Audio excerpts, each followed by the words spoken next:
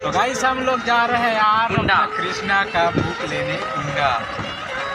और अभी गाड़ी चलाना सीख रहा है तो इसके साथ हम लोग जा रहे हैं कुंडा। दोस्तों हम लोग पहुंच गए अब कुंडा। यहाँ पर देख सकते हैं दोस्तों आज है रक्षाबंधन, तो यहाँ राखी और मिठाई का बहुत सारा दुकान लगा हुआ है। और वैसे यहाँ मुझे 2 सब्सक्राइबर भाई मिले जो इन्हीं लोगों के साथ मैं पहले वाला यूट्यूब चैनल में वीडियो बनाया करता था। लाइक कर देना, सब्सक्राइब कर देना और हमारे चैनल है बिल्कुल सब्सक्राइब कर दे संगवारी हो। हम मन कॉमेडी वीडियो डालथन विजय सीजी एक्टर में भाई के चैनल अभी सब्सक्राइब कर ले है तो मैं दे बना रखे संगवारी जय हमारा आनंद भाई एकर संग बहुत पहली वीडियो बना रहे हैं। तो जय जोहार और राम राम संगवारी।